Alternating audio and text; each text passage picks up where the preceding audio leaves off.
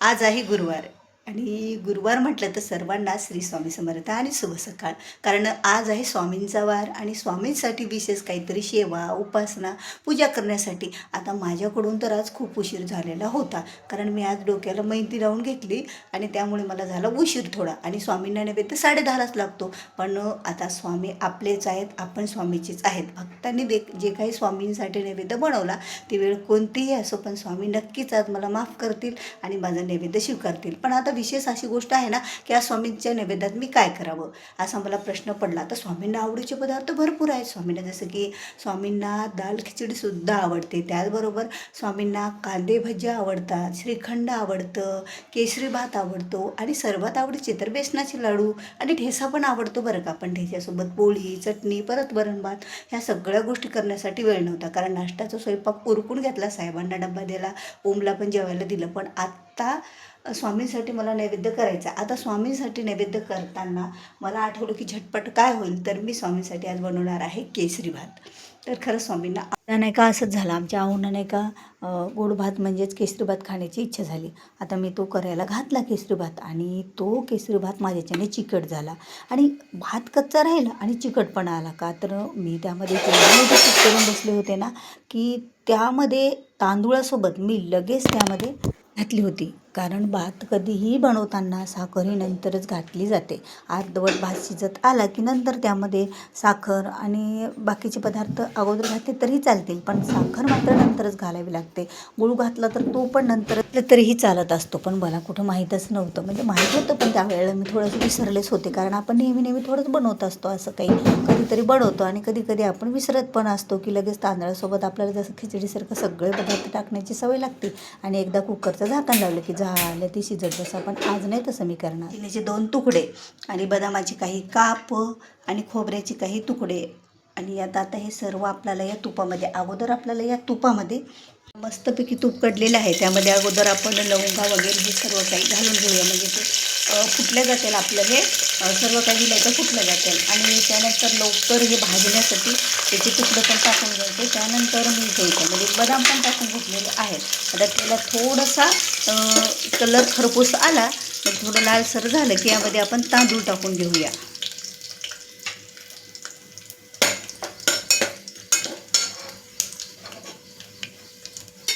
खोबरं थोडं लाल होऊ द्यावंच लागेल, कारण खोबरं लाल झालं ना, नाही झालं तर ती टेस्टच खोबऱ्याची लागत नाही, कच्च्या खोबऱ्याची. त्यामुळे थोडं लालसर खोबरं झालं. मसाल्यासुद्धा कधीही खोबरं थोडं लालसर काळसर होऊ द्यायचं आणि आपल्या या स्वीट याच्यामध्ये थोडंसं लालसर खोबरं झालं की मस्तपैकी त्याला हे होऊन जातं आपल्याला. आता त्यामध्ये घालायचे आपले तांदूळ.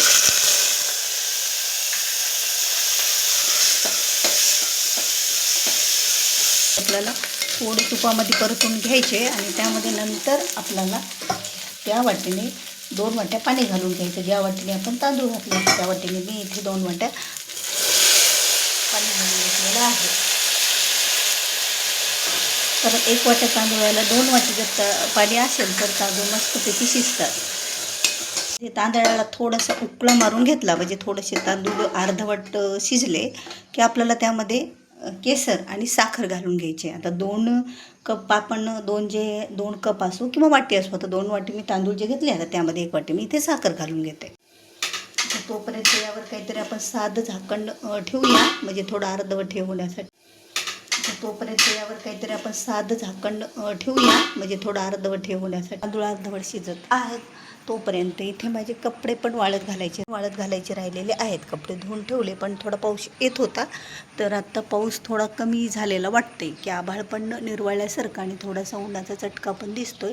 स्वामींच्या कृपेने केसरी भात जमायलाच हवा, कारण कधी माझ्याच्यानं जमतच नाही. आता होतं ना असं एखाद्या वेळेस, पण कसं वाटेल ना की खरंच आपल्याला काही स्वयंपाक येत नाही का काय.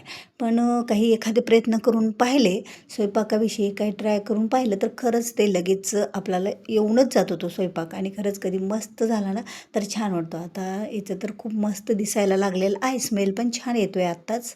तुमच्या पूजेसाठी म्हटलं चला गोकर्णाच्या वेळेला फुल अलंकार पाहावं. तर फुलं तर बरेच आलेले दिसत आहेत, पण माझा काही तिथपर्यंत हातच पोहोचत नाही आहे. आता काय करावं, फुलं तर स्वामींना अर्पण करायचंच आहे ताजं, पण तिथे काय हात पोहोचतच नव्हता. खूप प्रयत्न केले पण वेल पण तुटायची भीतीच वाटत होती.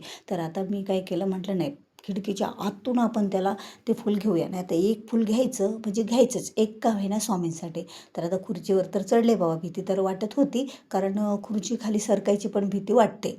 तर आता एक फूल तर मला दिसलेलं आहे, एक तर आता तोडण्याचा प्रयत्न करते. वेल पण तुटणार नाही अशी तर भीती वाटतच होती. कारण ज्यावेळेला काहीतरी स्वामीला अर्पण करण्याची इच्छा असते ना, तर खरंच मनातून, श्रद्धेतून, भक्तीतून जर आपण एखादी गोष्ट करायला गेलो तर नक्कीच ती पूर्ण होत असते. आणि बघा इथे नाही का मला एक फुलं आता सापडलं, हात पण पोहोचला आणि खरंच छान मस्तपैकी एक फुलं आता मी तोडून घेतलेलं आहे इथे. तर आता ते आपण देवघरामध्ये ठेवून देऊ. कुकरची शिटी पण झालेली आहे, एका शिटीतात भात शिजवतो, कारण अर्धवट तर आपण शिजून घेतलेलाच होता. आणि खरंच आज तर जमायलाच पाहिजे. मला तर कशी तरी भीतीच थोडी वाटत आहे, पण भात तर मस्त नंबर 1 जमलेला आहे. स्मेल पण छान येत आहे आणि दिसायला पण मस्त दिसत आहे. आता बघूया आपण अगोदर नैवेद्य स्वामींसाठी घेऊया, कारण स्वामींचा अगोदर नैवेद्य काढून झाला, त्यांना दाखवलं की नंतर आपल्याला टेस्ट करता येते. कारण स्वामींसाठी जर काही केलं तर नक्कीच ते बिघडत नाही, मला माहीत आहे. आणि खरंच बिघडला ना, एवढा छान झाला का नाही, त्याला रंग, त्याचं टेक्स्चर आणि सगळं काही मस्तपैकी झालेलं आहे. गुरुवाराने खरंच स्वामीजवळ गेलं ना देवघरामध्ये, तर एवढं फ्रेश वाटतं का नाही. आणि आज मला ना केंद्रात पण 10:30च्या आरतीला जायचं होतं, तिथे स्वामीचरित्र वाचन करायचं होतं, पण उशीरच झाला मला. 10:30-11 घरीच वाजले, तर तोपर्यंत तिथे तर सुरुवात झालेलीच असेल, कारण सामूहिक स्वामीचरित्र केंद्रामध्ये घेतात. पण मला काही जाणंच झालं नाही आज. याची खंत माझ्या मनामध्ये वाटत होती. पण चला म्हटलं आता घरी सेवा पूजा करून घेऊया, स्वामींना नैवेद्य दाखवून घेऊया आणि स्वामीचरित्र वाचायला सुरुवात करूया. आणि स्वामींसाठी 2 फुले का होईना साहेबांनी कशी तरी ठेवलेले होतेच म्हणा त्यामध्ये. कारण मला जर शक्य असेल ना, तर मी दररोज पिवळं फल स्वामींना अर्पण करत असते. आणि स्वामी समर्थ महाराजांची सेवा पूजा करताना मन एवढं लागतं ना. आणि आज तर गुरुवार, आणि गुरुवारची अशी मस्तपैकी सेवा आणि फुले पण भरपूर मिळाले, कारण आता तर पाऊस पडत आहे त्यामुळे तर फुले जास्तच येत आहेत शेतामध्ये पण. सर काही आमच्या शेतातून येतात, काही घरच्या झाडांच्या फुलांना पण येतात, आणि दोन्हीकडची फुले म्हटलं की भरपूरच फुले होऊन जातात. आणि ज्यावेळेला आज तर मला आता बसले नैवेद्याला, पण तुळशीचं पान नैवेद्याला लागतच असतं, पण तुळशीचं पान काय मी काही तोडून आणलेलं नाही आहे. तर आता म्हटलं चला फुलानेच आपण पाणी फिरवून घेऊया, कारण आता कधीही नैवेद्य दाखवायचा म्हटलं तर कधी कधी नाही का काहीतरी विसरल्यासारखं होतं बघा. घाई गडबडीमध्ये अगोदर धूप देऊन द्यायचा असतो 5 वेळा, धूप देणं झाला की नंतर नैवेद्याला सुरुवात करायची असते. आता धूप तर देऊन झालेला आहे माझा, तर आता म्हटलं चला नैवेद्याला सुरुवात करूया. खाली आता चौकन भरीव काढून घेतलं स्वामींच्या नैवेद्यासाठी, आणि फुलांनी स्वामीनाहून तत्सवितृवरेण्यं भर्गो देवस्य धीमहि धियो यो न प्रचोदयात्. आणि ते 5 वेळा हात म्हणजे 5 घासत खाऊ घालायचे असतात बरं का. ओम प्राणाय सौम अपनाय सौम व्यानाय सौम उदानाय स्वा ओम समानाय सौम ब्रह्मणे अमृत्वायम स्वाहा. श्री स्वामी समर्थ महाराजाय नमः. नैवेद्यम समर्पयामी. आता समोर नैवेद्याचं ताट आहे आणि पाठीमागे चौकट आहे, तर मला काही उठून मुजरा करताच येईना. मी जागेवरच केला मुजरा आणि स्वामींना माफी पण मागितली. आत्ता आपल्याला सुरुवात करायची आहे ती म्हणजे स्वामीचरित्र वाचन करायला. कारण स्वामीचरित्र खरंच कधी कधी मला स्वामीचरित्र खूप खूप दिवस वाचन करायला मिळत नाही, पण कधी कधी नाही का, तर मी लवकर म्हणजे नाही झालं तर गुरुवारी का होईना स्वामीचरित्र वाचन करतेच. तर आज आता सुरुवात करायची. काय माहीत बाई, गुरुवार म्हटलं ना काहीतरी वेगळंच वाटतं, आणि काहीतरी आपल्या जवळचा दिवस वाटतं, आणि काहीतरी आवडीचा दिवस पण वाटतं. आणि ज्यावेळेला स्वामीचरित्र हातात पडतं ना, त्यावेळेला तर काही विचारूच नका. स्वामीचरित्र हातात पडलं म्हणजे साक्षात स्वामीचा आत्मा म्हटलं जातं, आणि ते हातात घेतलं की वाटतं खरंच इतकं प्रसन्न वाटतं का नाही. आणि एक एक अध्याय जणू यामधले इतके मस्त आहेत ना, की यातल्या अध्यायातून खरंच काहीतरी स्वामींनी आपल्याला शिकवलं, काहीतरी केलं असंच वाटतं. तर आता स्वामी समर्थ महाराजांनी एवढी छान लीला केलेल्या होत्या त्यावेळेला. कधीही स्वामीचरित्र वाचन करायचं म्हटलं तर माझे ते विसरूनच गेले बघा, की अगोदर स्वामी स्तवन वाचावं लागतं. कारण स्वामी स्तवन वाचल्याशिवाय स्वामीचरित्र किंवा स्वामी महाराजांची कोणत्याही कार्याच्या सुरुवातीला स्वामी स्तवन हे वाचायलाच पाहिजे. आता स्वामी स्तवनला सुरुवात करायची आहे, आणि खरंच इतकं मन आज प्रसन्न वाटत होतं ना, की स्वामींकडे पाहिलं की मनातलं दुःखच हलकं होतं. स्वामीकडे पाहिलं की मनाला आनंद उत्साह निर्माण होतो. आणि जसं काही आपल्याला काहीतरी मिळालं जीवनामध्ये, आपण कुठेतरी आहात आपण जीवनामध्ये, म्हणजे काहीतरी आपल्याला आहे आपल्या कोणीतरी सोबत, असं नेहमी आपल्याला भास होतो. आणि खरंच आपले स्वामी प्रत्येक वेळी आपल्यासोबत असतातच. या स्तवनला सुरुवात केली तर खरंच इतकं मस्त वाटते ना, की गणेशाय नमः, श्री सरस्वते नमः, श्री गुरुभे नमः, श्री गणे श्री अक्कलकोट निवासी पूर्णदत्ता अवतार दिगंबर येतिवरे स्वामी राजाय नमः. ओम ब्रह्मानंदम परम सुखदम केवलम ज्ञानमूर्तीनं ददाति गणसदृशं तत्त्वमस्याजि लक्ष्यम् एकं नित्यमिमलमचलं सर्वादिसाक्षिभूतं भावातीतं त्रिगुणरहितं सद्गुरुतं नमामि. ओम रक्तांग रक्तवर्ण भद्रनेत्र स्वाशोधन कथा टोपीचं माला दंडकमंडळ कंटाकरक्षक त्रिगुणरहित त्रिलोकपालक विश्वनायक भक्तवत्सल श्री स्वामी समर्थ अवतारधारक पाही माम पाही माम पाही माम. एवढं छान आहे ना की त्यातला एक एक अक्षरामध्ये किती मोठं वर्णन केलेलं आहे. कधीही स्वामींच्या सेवेच्या अगोदर हे स्वामीस्तव निश्चितच वाचायला पाहिजे आपण. स्वामी चरित्र हातात आलं आणि स्वामींचं हे हसतमुख चेहरा पाहून स्वामी चरित्र सारामृत वाचनाला सुरुवात केली ना तर मन अगदी प्रसन्न होतं. आता ती जी वेळ असते आपल्या पूजेची ती वेळ म्हणजे सगळ्यात आणि सर्वात श्रेष्ठ वेळ अशी मानली जाते.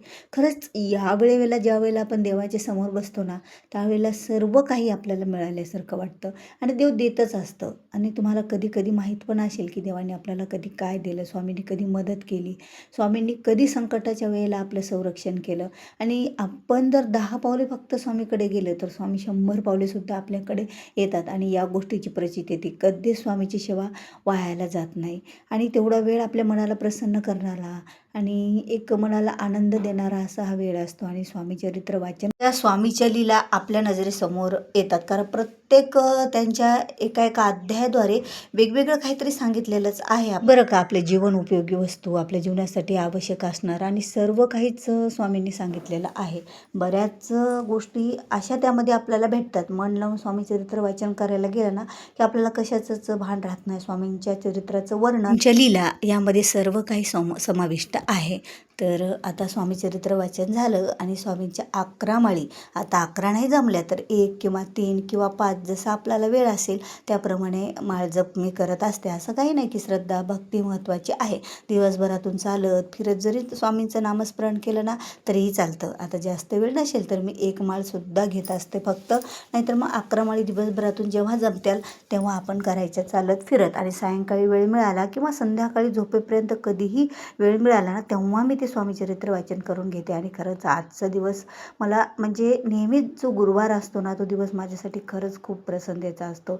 आणि जसं काही मी स्वामींच्या जवळ आहे आणि स्वामी माझ्या जवळ आहेत आणि माझ्या वेदना जे काही आपल्यावरचे संकट असतील ना त्या संकटांचं स्वामी खरंच निवारण करतात. खूप वेळा त्याची अनुभूती आलेली आहे बरं का. सेवा करताना कसं वाटतं बरं स्वामींचे? तुम्ही स्वामींचे सेवेकरी आहात का? आणि स्वामी कसे आपल्याकडे हसतमुख बघतात, तुमच्याकडे बघतात का? कधी चूक झालं तर रागावतात पण? हे सर्व काही मला कमेंट करून नक्की सांगा बरं का.